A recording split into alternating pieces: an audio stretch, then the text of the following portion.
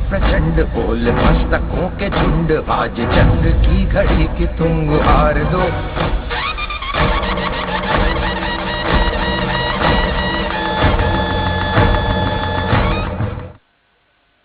नमस्कार, मैं हूँ वंदना रावत और आप देख रहे हैं सत्ता का संग्राम। हमारी टीम इस समय मौजूद है बाराबंकी जिले में। बाराबंकी में क्या है विकास, कितना हुआ, जनता खुश है ना खुश है, 2019 में जनता किसको देगी वोट और किसको देगी चोट, इसी पर चर्चा करेंगे। हमारे साथ कुछ मेहमान भी है, मैं सबसे पहले उनका तारीफ कराना चाहूंगी। सभा से हमारे साथ है राष्ट्रीय प्रवक्ता कुलदीप सिंह। बहुत बहुत स्वागत है आपका। मैं जनता भी चाहूंगी कि तालियों के साथ इनका स्वागत करें। बीजेपी से हमारे साथ है संतोष सिंह, बहुत बहुत स्वागत है आपका। ताली में कंजूसी मत करिए भाई साहब, पधौड़ा दीजिए। कांग्रेस से हमारे साथ है दीपक रेखवाल, आपका भी बहुत बहुत स्वागत है। बीएसपी से हमारे साथ है कुहर जानी, आपका भी बहुत बहुत स्वागत है। किसान नेता भी हमारे साथ है उदयन पटेल जी, आपका भी बहुत बहुत स्वागत है। व्यापारी नेता हमारे साथ है नवीन राठौर जी, आपका भी बहुत बहुत स्वागत है।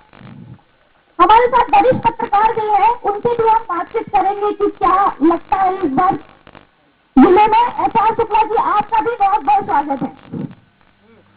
सबसे पहले हम बात करते हैं बाराबंकी की। बाराबंकी के मुद्दे क्या, सबसे बड़ी समस्या बाराबंकी की 11 साल से यहाँ की मिल बंद है, किसान बेरोजगार है, भुखमरी का शिकार है, लेकिन उनके लिए कोई काम नहीं किया गया। सबसे पहला सवाल मेरा बीजेपी से ही होगा, क्या किया आपने अब तक 5 साल में? जब समाजवादी पार्टी की सरकार थी उस समय तक बहराइच जाने में 5 घंटे लगते थे, अब 1.5 घंटे लगते हैं। इस तरह का विकास बाराबंकी में हुआ है। बाराबंकी के 1000 लोगों का आयुष्मान कार्ड के माध्यम से निःशुल्क उनका इलाज हुआ है, जिसमें घुटना प्रत्यारोपण से लेकर के और उनका जो लीवर का इलाज, किडनी का इलाज, इस तरह से बाराबंकी में आम आदमी को भारतीय जनता पार्टी की सरकार में सहूलियतें मिली है। आप लोग सहमत हैं इन्होंने जो बताया विकास हुआ है? हाँ या ना में जवाब दीजिए। चलिए ठीक है, आपने बता दिया कि रोड बन गई। मेरा ये तो आपसे सवाल है कि यहाँ के किसान भुखमरी के शिकार है, बेरोजगार है, 2 करोड़ युवाओं को रोजगार का वादा भाजपा ने कहा था कि मिलेगा, क्या वादा पूरा हुआ? बिल्कुल पूरा हुआ है। उसका एक आपको उदाहरण दूंगा। इस समय भारत की जो अर्थव्यवस्था जो 9-10 पर थी, उसकी आर्थिक विकास दर आज 6% है। इसका मतलब है कि भारत के अंदर निवेश बढ़ा है, भारत के अंदर रोजगार बढ़े हैं और प्राइवेट सेक्टर में लाखों नौजवानों को रोजगार मिला है। रोजगार मिला है बाराबंकी के युवाओं को, वो नहीं मिला है।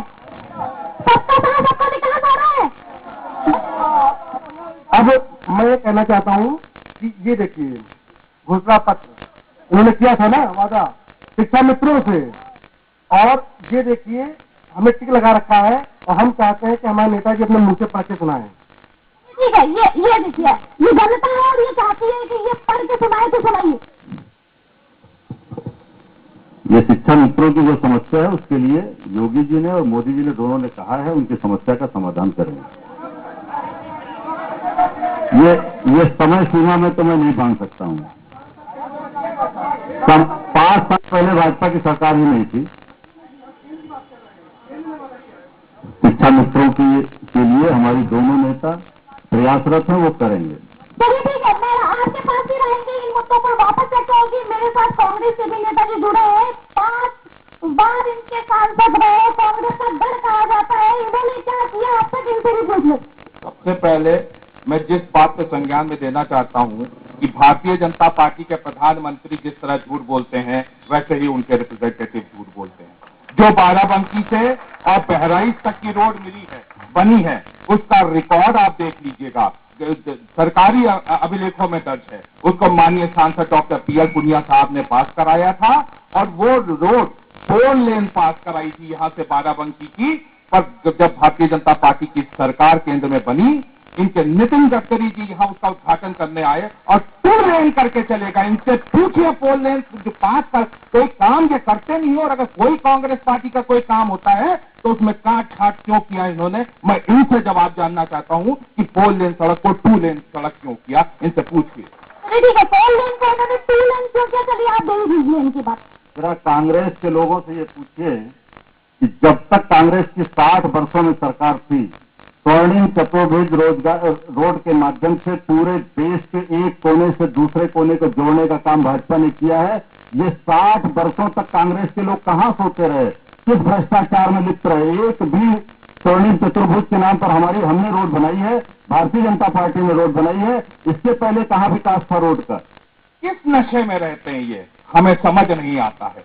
जिस देश में रहते हैं, 60 सालों में जो सड़कों का जाल बिछा, जिस एयर स्ट्राइक की बात करते हैं, जिस जहाज से यह एयर स्ट्राइक की गई थी वो कांग्रेस के समय में खरीदी गई थी। हम हमें बात करते हैं, इनको जुमले, क्योंकि कहा गया है कि आपके अपने बच्चों को आप सिखाएंगे, एडवाइस देंगे, वो नहीं सीखेंगे, पर जो आप एक्शन करेंगे वो सीख जाएंगे। और इनके अंदर सारे प्रधानमंत्री जी के एक्शन आ गए। झूठ बोलना परेड में और विपक्ष को गाली देना। अगर आज उनके अंदर पढ़ लिख करके अगर ये विचारधारा आई है तो वो स्कूल, वो कॉलेजेस, वो अगर किसी ने खोले थे तो वो कांग्रेस पार्टी ने खोले थे। जिन गाड़ियों से आज ये बड़ी बड़ी गाड़ियां यहाँ खड़ी हैं, अगर ये आज ओपन इकोनॉमी अगर किसी ने की थी तो वो मनमोहन सिंह जी ने की थी। उस समय नरसिम्हा राव जी प्राइम मिनिस्टर थे। जिस मोबाइल का ये यूज करते हैं, जिस इंटरनेट की बात प्रधानमंत्री जी करते हैं, जिस banking cash, direct cash transfer की बात करते हैं, वो कैसे संभव हुआ है? वो सैटेलाइट के माध्यम से संभव हुआ है। वो अगर किसी ने किया है तो कांग्रेस पार्टी ने किया है। ऐसे ही बस जुमलेबाजी करते थे कि सत्ता। ये आपकी बात है, आपको मौका मिला है, यहाँ गठबंधन भी मौजूद है। 4 बार आपके पार्टी से सांसद रहे हैं, बाराबंकी आपकी सरकार ने क्या किया अभी बताइए। देखिए 2012 से लेकर के 17 तक उत्तर प्रदेश में समाजवादी पार्टी की सरकार थी और हमारे राष्ट्रीय अध्यक्ष माननीय अखिलेश यादव जी ने, चाहे ऑडिटोरियम हो, चाहे यहाँ पे ट्रॉमा सेंटर हो, चाहे यहाँ की रोडें हो, और चाहे अस्पताल का 1 रुपए का पर्चा हो, चाहे 102 एम्बुलेंस हो, चाहे 108 एम्बुलेंस हो, चाहे डायल 100 हो, पूरे उत्तर प्रदेश में विकास का काम किया है। मैं भारतीय जनता पार्टी और कांग्रेस के ये जो विचार आदान प्रदान हो रहे हैं इनसे कोई ताल्लुक नहीं रखता हूँ। ये लोग क्या कह रहे हैं क्या नहीं कह रहे हैं, लेकिन यहाँ पर आज गठबंधन में सुश्री बहन मायावती जी और माननीय अखिलेश यादव जी ये मिल करके देश को एक नया प्रधानमंत्री देने वाले हैं। ये आप 23 तारीख को देख लीजिएगा। तो आपने कहा ट्रॉमा सेंटर बना, ट्रॉमा सेंटर तो बना है लेकिन वो सुविधाएं कुछ भी नहीं है, केवल बिल्डिंग खड़ी है। 2012 से 17 की बात कर रहा हूँ मैं। उस समय सारी दवाइयाँ होती थी, एक्सरे टेक्नीशियन होते थे, अल्ट्रासाउंड होते थे और सारी दवाइयाँ मिलती थी। सपा में ठीक था, व्यवस्था की बीजेपी ने सही हुई कह रहे, सपा में सब कुछ था, यहाँ पे क्या कहें? सपा में यहाँ जिला व्यवस्था थी, यहाँ पे स्वास्थ्य की सही सुविधा मिलती थी, बिल्कुल मिलती। अभी क्या हालत? अब बहुत बदतर है, आप जाके देख लीजिए। बेड पे जो पेशेंट होते हैं जमीन में लेटे रहते। हमारे जिले का जो माननीय PL पुनिया जी ने ट्रामा सेंटर बनवाने का कार्य किया तो मशीनें दूर जा रही है, ट्रामा सेंटर को रेफर सेंटर बना दिया। ठीक है, आप लोगों ने सुन लिया होगा और आप क्या कहेंगे? स्वास्थ्य व्यवस्था कैसी है जिले की? स्वास्थ्य व्यवस्था तो इस समय तो बदतर है। मैं एक सवाल केवल पूछना चाहता हूँ केंद्र सरकार से। अगर 60 साल की वो बात करते हैं कि कांग्रेस सत्ता में रही, जब वो 60 साल जनता को नहीं पसंद आया, उन्हें 5 साल के लिए बैठाला, उनके जुमलेबाजी में जनता फंस गई, अब फंसने वाली नहीं है। 2019 बता जनता जहाँ के लिए फंसने वाली नहीं है। कितना विकास हुआ है जिले में? भारतीय जनता पार्टी के कार्यकाल में सबसे ज्यादा विकास हुआ। और ट्रामा सेंटर की बात कही, अगर बिल्डिंग बनवाई है लेकिन बाथरूम नहीं बनवाया। बाथरूम नहीं बना, सुन लीजिए, बाथरूम में वो दरवाजा नहीं लगा, क्या नहीं लगा, देखेंगे समझता। दूसरी बात, बेरोजगारों को रोजगार मिला है, यहाँ पे शुगर मिल बंद है, गरीबी है यहाँ पे सबसे। अब मेरा पहला सवाल, अब दूसरा सवाल मेरा किसान नेता जी से होगा, क्या है किसानों की हालात यहाँ क्या है, क्या भुखमरी छाई हुई है यहाँ पे, क्या नहीं किया गया उनके लिए? यहाँ पर जो भी विकास हुआ है सिर्फ पेपरों पर विकास हुआ है। अब आप अस्पताल की बात कर रही हैं, आप चले जाइए, वहाँ के जो स्वीपर हैं वो दवाएं देते हैं, वो इंजेक्शन लगाते हैं, ये स्वास्थ्य व्यवस्था है। और रही बात अभी जो माननीय नेताजी ने कहा है, अगर इन्होंने विकास किया था, कार्य किया है, तो आज गांव-गांव जाकर क्यों वहाँ पर नई घोषणाएं कर रहे हैं कि हम ये करवाएंगे वो करवाएंगे? कुछ नहीं करवा रहे हैं इन्होंने। कोई अभी हमारे यहाँ सूत मिल बंद पड़ी है, कितने साल से बंद है। यहाँ पे सांसद भी हुए, विधायक भी हुए, किस सांसद ने किस विधायक ने जाकर वहाँ पर उस ताला को खुलवाने का काम किया है? 1,000 1,500 कम से कम कार्यकर्ता वहाँ पे आज बेरोजगार बैठे हुए हैं। कई किसान किसने प्रयास किया है? युवा नहीं, अभी आपके पास आएंगे नेताजी, आपके पास ही आएंगे, लेकिन जनता करती नहीं है, जनता बोलेगी, जनता क्या कहना चाहती है, बताइए भैया। मैम मेरा ये सवाल है कि जैसे ये लोग कह रहे हैं कि ट्रॉमा सेंटर में बाथरूम नहीं है।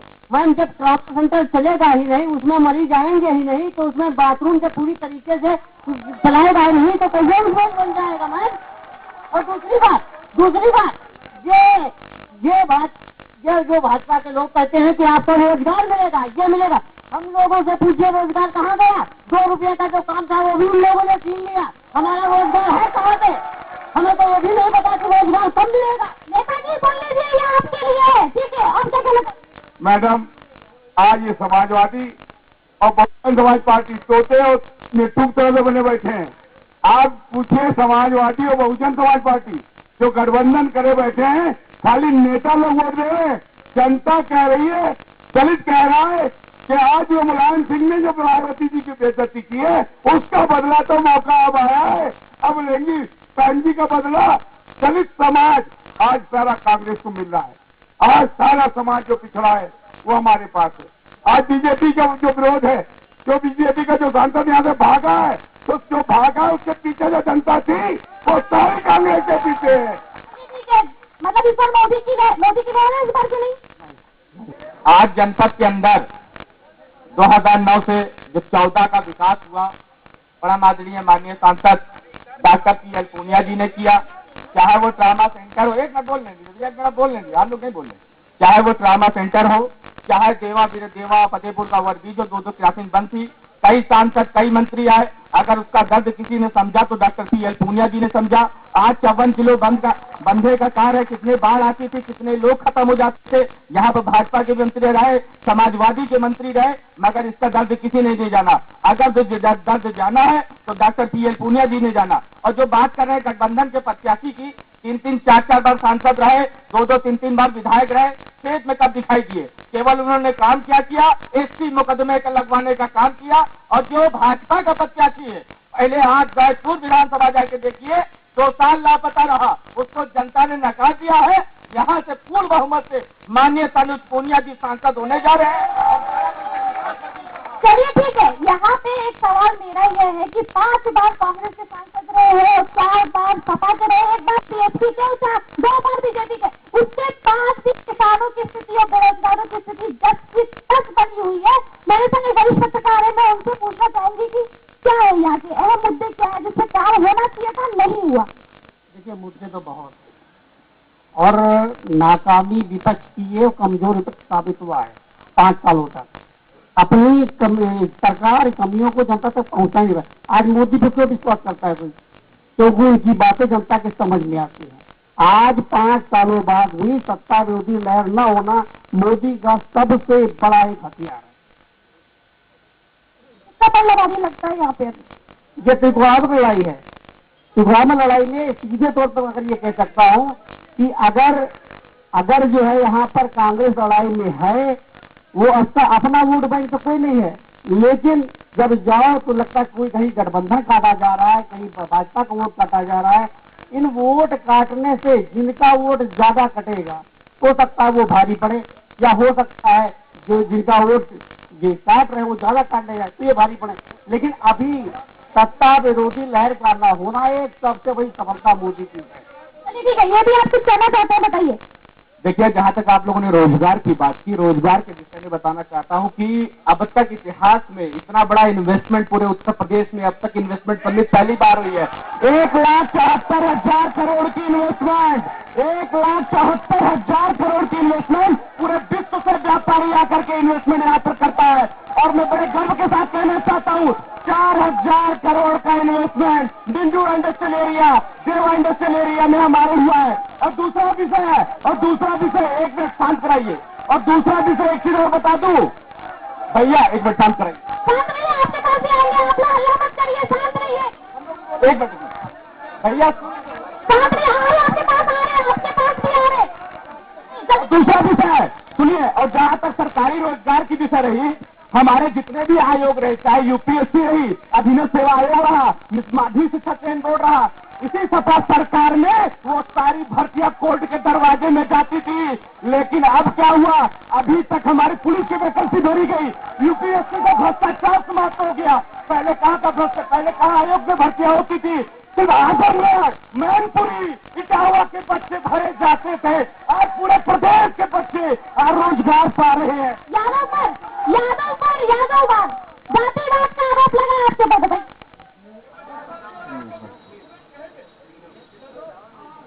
हमारे शांत रहिए, हमारे सम्मानित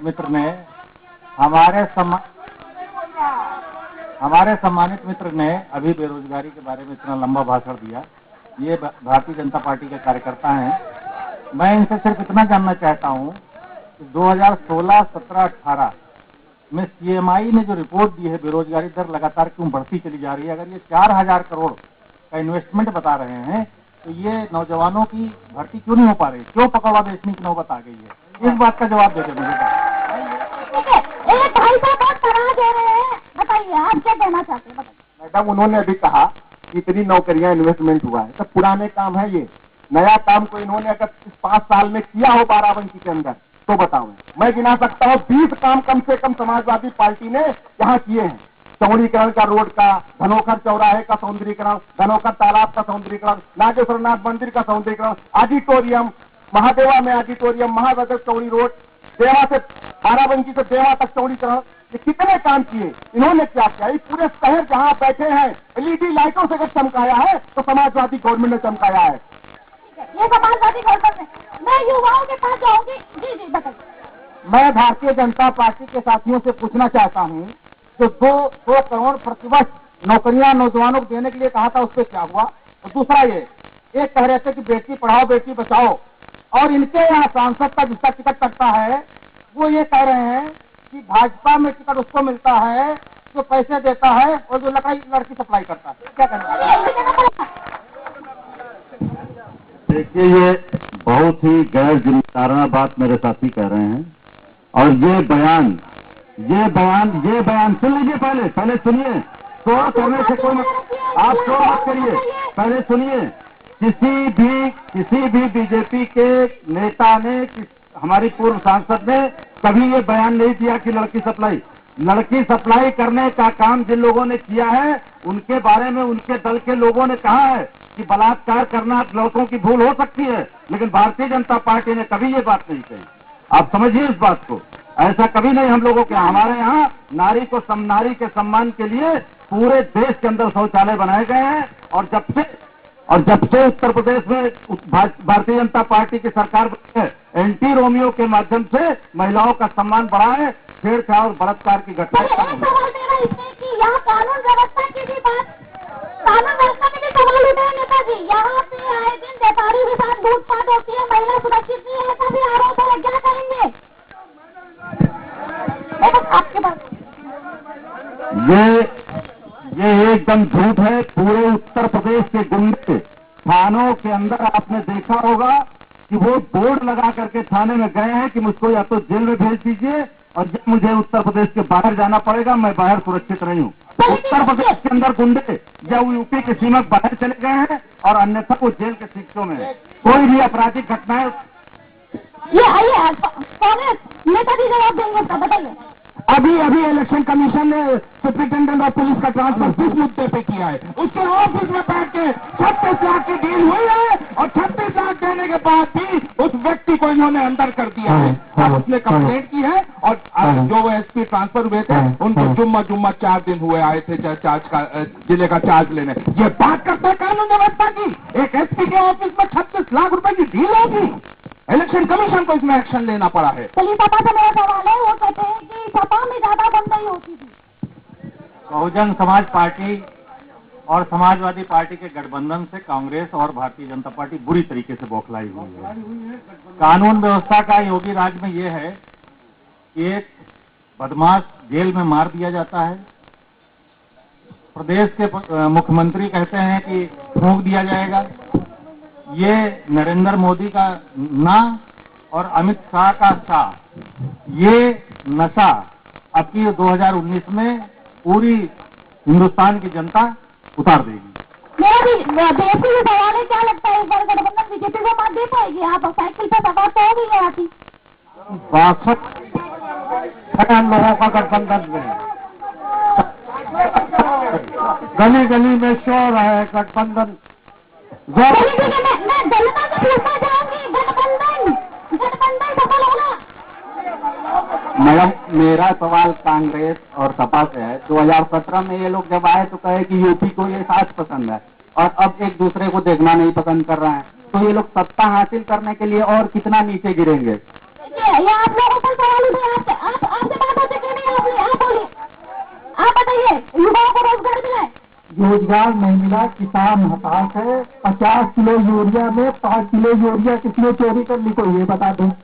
कोई रोजगार नहीं है, किसान हताश है, किसान बहुत परेशान है।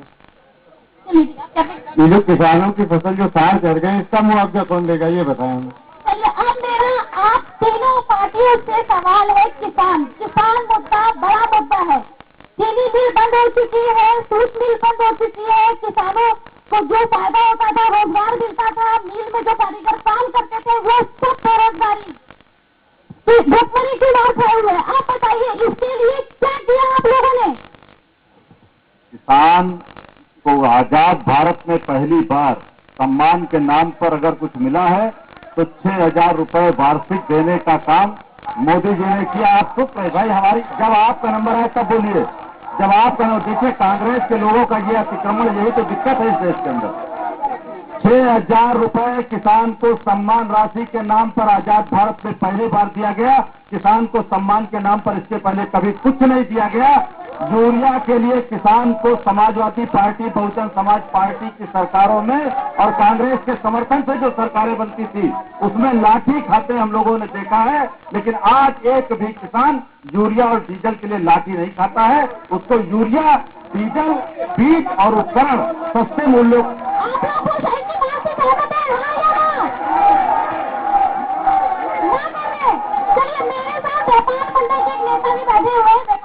नेता बैठे हैं, मैं उनसे भी बात करना चाहूंगी। नवीन राजू की क्या समस्या है व्यापारियों की? यहाँ पर व्यापारियों की समस्याएं क्या है? जो पुरानी समस्याएं उनका निराकरण हुआ, आगे समस्याएं बढ़ी हैं। व्यापारियों की मेन चीज थोड़ा सा टैक्सेस में दिक्कत है, सबसे बड़ी चीज जीएसटी से उसको सरल किया जाए, जिसको मंथली उसको 3 महीने में क्वार्टरली किया जाए तो ज्यादा अच्छा होगा। नोटबंदी पर क्या कहेंगे? नोटबंदी से कुछ नहीं, कोई फर्क नहीं पड़ता। लेकिन नोटबंदी तो एक ये था कि पाइपलाइन में गंदगी थी, उसकी सफाई की गई। नोटबंदी से कोई फर्क नहीं। जीएसटी से जरूर कुछ फर्क पड़ा, उसको थोड़ा टैक्स का और सरलीकरण किया जाए, क्योंकि व्यापारी कोई IAS PCS की पढ़ाई नहीं किए हुए, सीधे को पढ़ा हुआ। इस चीज को क्वार्टरली किया जाए, ज्यादा अच्छा होगा व्यापारियों के लिए। ठीक है, आपसे आप क्या कहना चाहते हैं? मेरा ये कहना है कि उत्तर प्रदेश और केंद्र में भारतीय जनता पार्टी की सरकार आती है। शिक्षा मित्रों की समस्याओं के लिए उन्होंने कहा था कि इसको हल करेंगे। हल की बात दूर कर दीजिए, 1200 लोगों की जान चली गई, उसका जिम्मेदार कौन? ठीक है, पीछे भी कुछ लोग हैं, वो भी कुछ कहना चाहते हैं। मैं पीछे आप लोगों के पास आ रही हूँ, बताइए क्या मुद्दे हैं? मैं वर्तमान सरकार से ये जानना चाहता हूँ कि काशीराम आवासीय कॉलोनी बनाई गई, जिसके अंदर इससे पहले की सरकारें रही, कोई धरना प्रदर्शन नहीं हुआ। मुसलमान गरीब है, दबा कुचला है, और 10% कॉलोनी मुसलमानों को दी गई, बाकी किसी को नहीं दी गई। और पैसा लेकर 35-35 हजार रुपए में लेखपालों ने कॉलोनियां वितरण कर दी। बाराबंकी का सही मुद्दा है। बाराबंकी का मैं मुद्दे की बात बता रहा हूँ कि गरीब आदमियों को कॉलोनियां नहीं मिली। ये भारतीय जनता पार्टी का रोल है कि सबका साथ सबका विकास कहती है, मगर करती नहीं है। सबका साथ सबका विकास है, जवाब चाहेंगे? सबका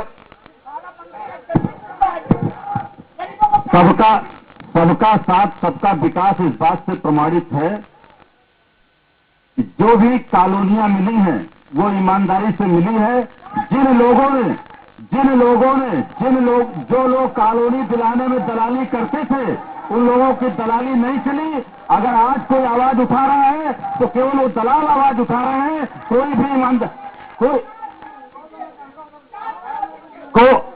एक पूरे बाराबंकी जनपद के अंदर प्रधानमंत्री आवास योजना के तहत अमीर और गरीब का केवल निर्धारण हुआ है। हिंदू मुसलमान और बैकवर्ड और जनता आपकी बात से सहमत नहीं है, वो नाराज है फिलहाल।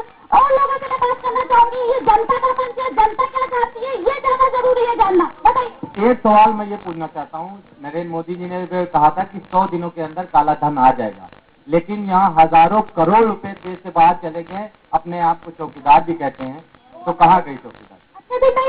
नहीं आए। चलिए ठीक है, आप क्या कहेंगे?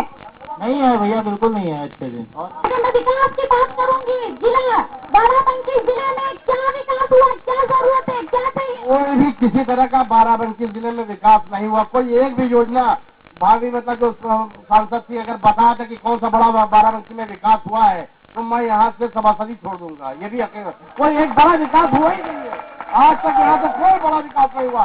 कोई एक बड़ा विकास अगर बताते भाजपा तो मैं यहाँ से सभासदी छोड़ने के लिए तैयार हूँ। और भ्रष्टाचार के कॉलोनी में पूरा भ्रष्टाचार हुआ है। 29 वार्ड है, 29 वार्ड के अंदर सब अलग अलग नाम ला के छोड़ दिए गए, गाँव के नाम ला के छोड़ दिए। शहर की जनता जो रह रही है उसको कॉलोनी आवंटित नहीं की गई। भ्रष्टाचार क्या लगता है, मतलब भाजपा में नहीं हुआ, कांग्रेस में हुआ था, सपा में हुआ था? ये सपा में नहीं हुआ, ये भाजपा की सरकार के अंदर ही अभी हुए ये कॉलोनी आवंटित। इसके अंदर भ्रष्टाचार पूरी तरीके से हुआ, इसकी जांच कराई जाए। भाजपा नहीं, आपसे बात हो चुकी है। दूसरा और लोगों को भी मौका मिलना चाहिए भाई, बताइए। मैडम अभी नेताजी कह रहे थे कि मोदी जी ने किसानों को 2000 रुपया दिया। इन्होंने किसानों को 2000 रुपया दिया है, मजाक किया है। इन्होंने जो घड़ी पहन रखी इसकी कीमत क्या होगी? किसान 2000 रुपये क्या कर लेगा ये बताए? इससे गर्व के साथ कहता कि हमने 2000 रुपया दिया। 2000 रुपये में क्या होगा मैडम, इनसे पूछिए जरा। 2000 रुपये में क्या होगा नेताजी? 2000 रुपये में क्या होगा? बड़ा सवाल, जनता आपसे जवाब चाहती है। देखिए 2000 रुपये नहीं, 6000 रुपये। और मैंने कहा कि किसान के सम्मान में पहली बार अगर किसी सरकार ने दिया है, सम्मान में दिया हुआ 1 रुपया भी बहुत होता है मित्र।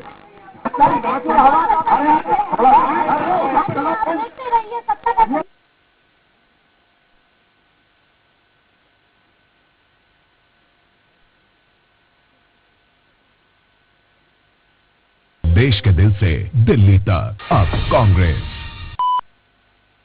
बनाइए हर पल खास सुमित ज्वेलर्स के साथ, जहां मिलती है नई सौगात हर परचेज के साथ। सुमित ज्वेलर्स, हम करते हैं विश्वास। रायगढ़ में 8 सालों से कोचिंग चल रही है ओपी जिंदल स्कूल में, और एक नया ब्रांच यहाँ रायगढ़ सिटी में खुला है। यहाँ पर फाउंडेशन 8, 9, 10 साथ में 11, 12 और डिफरेंट कंपटीशन का तैयारी करवाए हैं, जैसे science olympiad, math olympiad, KVTY, NTSC, IIT, medical की तैयारी करवाई जाती है। क्यों हरिया, तू तो बुढ़ापे में और खुश रहने लगा है। अब मेरे बुढ़ापे की जिम्मेदारी कांग्रेस सरकार ने उठाई है। हाँ, देश में पहली बार किसानों को पेंशन देकर सबसे सस्ती बिजली 44 पैसे प्रति यूनिट का वचन भी निभाया है कांग्रेस सरकार ने। भाई मान गए, वचन की पक्की है कांग्रेस सरकार। देश के दिल से दिल्ली तक अब कांग्रेस। विधानसभा चुनाव के समर के बाद अब है संसद का संग्राम। जिला और तहसीलों के चप्पे चप्पे पर तैनात हमारे ब्यूरो चीफ और रिपोर्टर।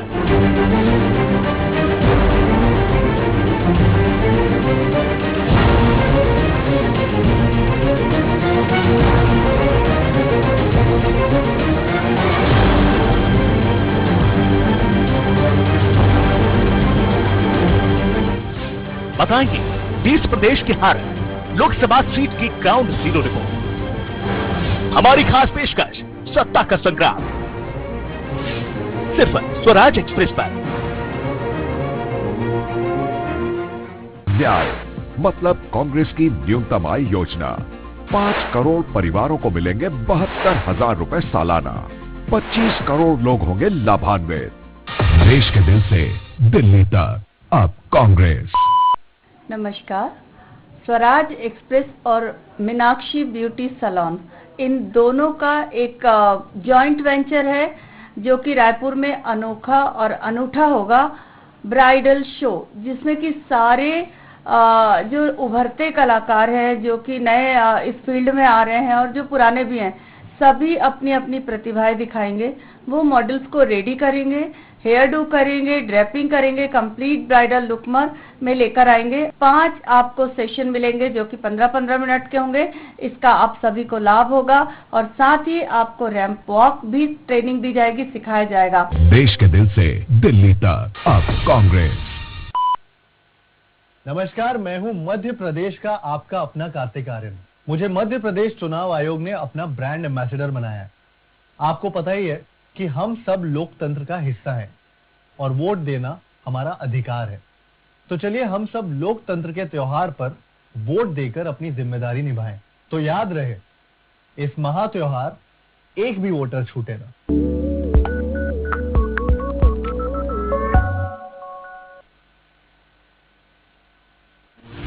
विधानसभा चुनाव के समर के बाद अब है संसद का संग्राम। जिला और तहसीलों के चप्पे चप्पे पर तैनात हमारे ब्यूरो चीफ और रिपोर्टर।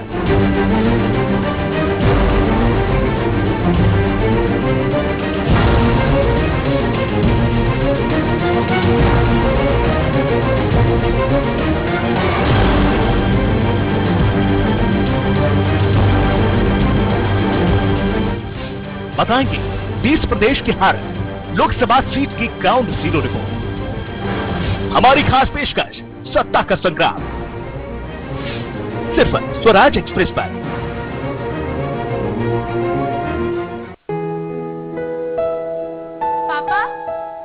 पापा, रोहन भैया का फोन आया था। वो बता रहे थे कि शादी के लिए उन्होंने टिकट्स बुक करा दी है माँ, वो भी ऑनलाइन। अच्छा, टिकट्स आ गई? हाँ। लेकिन कितने बजे की ट्रेन है? पापा, ट्रेन तो है 10 बजे की, लेकिन हम जाएंगे कैसे? उस दिन तो इलेक्शन है, हम इतनी जल्दी कहाँ फ्री हो पाएंगे? अरे बेटा, इस बार सुबह सुबह वोटिंग शुरू हो जाएगी। निर्वाचन आयोग के द्वारा वोटिंग का समय सुबह 7 बजे से शाम 6 बजे तक कर दिया है, ताकि ज्यादा से ज्यादा मतदाता अपनी सहूलियत के अनुसार मतदान कर सके और लोकतंत्र के इस महापर्व में अपना योगदान दे सके। अरे वाह पापा, मतलब 7 बजे वोटिंग करो और 10 बजे ट्रेन पकड़ लो, ये बढ़िया रही। बिल्कुल बेटा, अब तो तैयारी करो, वोटिंग की भी और शादी में जाने की भी। याद रहे, इस महात्योहार एक भी वोटर छूटे ना। अच्छे दिन के झूठे वादों के चक्कर में मैंने इन्हें वोट दिया था। इतने बुरे दिन आएंगे सपने में भी नहीं सोचा था। महंगाई और नोटबंदी ने तो हमारे व्यापार को बर्बाद कर दिया। अब तो हर महीने जीएसटी की कठिनाई में उलझाया जाता है। अपने कुछ मित्रों को फायदा पहुंचाने के लिए हमारा व्यापार बर्बाद करने वाली भाजपा और इस ठग मास्टर से बच के रहना। देश के दिल से दिल्ली तक अब कांग्रेस। विधानसभा चुनाव के समर के बाद अब है संसद का संग्राम। जिला और तहसीलों के चप्पे चप्पे पर तैनात हमारे ब्यूरो चीफ और रिपोर्टर।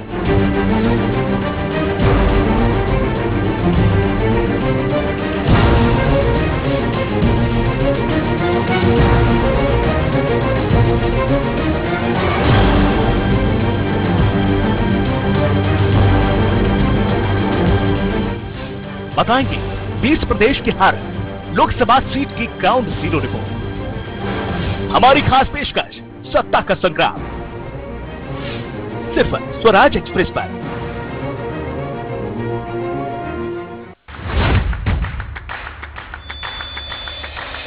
जानिए कैसे दें अपना वोट ईवीएम और वीवीपैट का उपयोग करते हुए। आप बैलेट यूनिट में अपने पसंद के प्रत्याशी के नाम और चुनाव चिन्ह के सामने वाले नीले बटन को दबाएं। जिस प्रत्याशी को आपने वोट दिया है उसके नाम और चुनाव चिन्ह के सामने वाली लाल लाइट जलेगी। इसके बाद वीवीपैट एक बैलेट पर्ची प्रिंट करेगा जिसमें पसंद के प्रत्याशी के सरल क्रमांक, नाम और चुनाव चिन्ह अंकित होगा। बैलेट पर्ची 7 सेकंड के लिए दिखेगी, उसके बाद कटकर प्रिंटर के ड्रॉप बॉक्स में गिर जाएगी। इस तरह सिर्फ आप अपना ही वोट देख सकेंगे। याद रखें, इस महा त्योहार एक भी वोटर छूटे ना।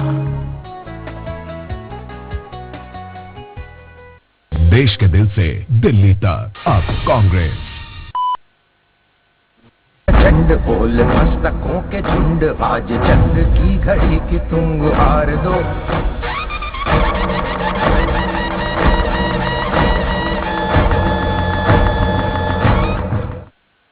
ब्रेक के बाद आपका स्वागत है। आप देख रहे हैं सत्ता का संग्राम। इस समय हमारी टीम मौजूद है बाराबंकी में। बाराबंकी में चुनावी समीकरण क्या होंगे, जनता किसको वोट देगी और किसको करेगी नकारा। हमारे साथ मेरे सहयोगी भोलानाथ जो कि बाराबंकी जिला रिप्रेजेंट करते हैं, मैं उनसे जानना चाहूंगी कि क्या लगता है चुनावी समीकरण क्या दिख रहा है।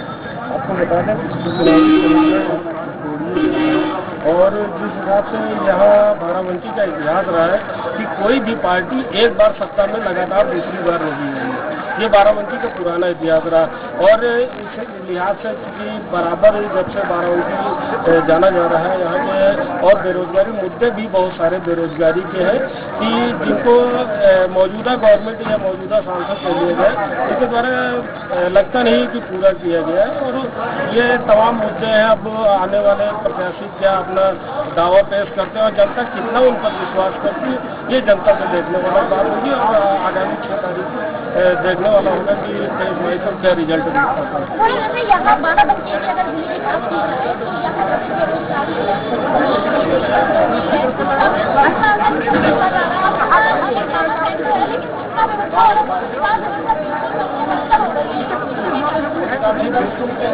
ट्रामा सेंटर जिस हिसाब से बिल्डिंग वाराणसी में बनी खड़ी है और पूरे 5 साल में ट्रामा सेंटर चालू हालत में नहीं दिया गया है और बिल्डिंग बनी है। और स्वास्थ्य की चूंकि देहात से लोग आते हैं जो गंभीर बीमार होते हैं, उनको सीधे बाराबंकी से लखनऊ रेफर किया जाता है। और अगर ट्रामा सेंटर यदि आज की डेट में चालू होता तो जो सुविधाएं बाराबंकी जनपद वासियों को मिल सकती थी वो सुविधाएं नहीं मिल पा रही है मौजूदा हालात में। चलिए मेरे साथ में वरिष्ठ पत्रकार भी होंगे। कभी आपने देखा हमारे यहाँ डिबेट में भी हंगामा हुआ, नारेबाजी हुई, जो मुद्दे हमने उठाए थे या अभी भी तमाम चैनल उठा रहे, लेकिन मुद्दों पर चर्चा नहीं होती, सियासत होती है, राजनीति होती है। इस बात में क्या देखिए, दुर्भाग्यपूर्ण है यहाँ पर हंगामा करना। राजनीति नहीं होनी चाहिए। अपने अपने समर्थकों को ला करके अपना पलड़ा भारी दिखाने की कोशिश हो रही है, लेकिन इससे कुछ होने वाला नहीं है। सरकार में कमियां हैं, सरकारी कमियां जनता की आपका कमजोर पक्ष साबित कर रहा है। ये विपक्ष कमजोर होना यह साबित कर रहा है कि आपने 5 सालों तक एक कमजोर पक्ष की भूमिका निभाई है। और जनता की जो है ये बातें क्यों समझ में आई आखिर जनता से 5 सालों बाद भी सत्ता विरोधी लहर का न होना ये सरकार की सबसे बड़ी सफलता है। कमियां हो सकती हैं, लेकिन कमियां जनता तक क्यों नहीं पहुंची, तो ये निश्चित तौर पर ये सरकार की सफलता कह दीजिए या विपक्ष की नाकामयाबी कह लीजिए, ये पक्का है। ये क्योंकि जनता की समझ में इनकी बातें नहीं आ पाई। चलिए देखिए, जैसे बात है यहाँ मुद्दों की, किसान मुद्दा है, बेरोजगारी है, शिक्षा है, स्वास्थ्य है, तमाम मुद्दे हैं। वो वादा करते हैं हमने किया, वो करते हैं। आप यहाँ जमीनी स्तर पर काम कर रहे हैं, जमीनी स्तर से जुड़े हुए हैं, आपको क्या लगता है कि यहाँ पे क्या होना चाहिए जो नहीं हो पाया है? देखिए, कमियां बहुत ही हैं और कमियां ऐसा नहीं कि पहली बार हुई हैं, इससे पहले भी कमियां रही हैं, लेकिन जनता तक ये बातें, सरकारी कमियों को ना पहुंच पाना, ये इसके जनता जिम्मेदार नहीं है या सत्ता में बैठे हुए जो नेता हैं कम विपक्ष के रूप में, उनकी नाकामयाबी है कि वो जनता तक अपनी बातों को नहीं पहुंचा पाए। इसलिए ये यहाँ पर लड़ाई तो त्रिकोणात्मक है, बिल्कुल सही है। अब कांग्रेस का पक्ष जान लीजिए, कांग्रेस का अपना कोई वोट बैंक नहीं है, जो भी वोट बैंक है वो पीएल पुनिया का अपना वोट बैंक है। अब एक तरफ भाजपा है, एक तरफ गठबंधन है। अब दोनों के वोटों को काट करके ही वो जो है यहाँ पर जो है चुनाव जीत सकते हैं। इससे पहले भी पीएल पुनिया जीते थे जब, तब उस समय भाजपा के वोटों के सहारे जीते थे लेकिन इस बार भाजपा का वोटर भाजपा के साथ है, गठबंधन का वोटर गठबंधन के साथ है, तो पुजल पुनिया का वोट कहाँ है? अगर दोनों में से काटते हैं तो निश्चित रूप से गणनात्मक होगा, वरना हो सकता है एक तरफा जीत हो जाए। तो क्या लगता है कि इस बार गठबंधन भारी है, मतलब टक्कर किसके बीच में है? बीजेपी के बीच में या गठबंधन के बीच में, या बीजेपी फिर से मोदी लहर एक बार आई? देखिए, गठबंधन के रूप में जिस प्रत्याशी को उतारा गया है वो पहले भी 4 बार सांसद रह चुके हैं।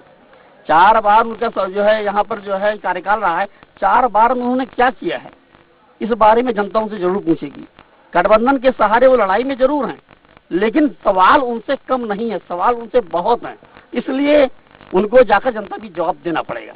जहाँ तक वोट कटौती बात है, डॉक्टर पीएल पुनिया जरूर सेंधमारी कर रहे हैं, गठबंधन में भी और भाजपा के वोटर में भी।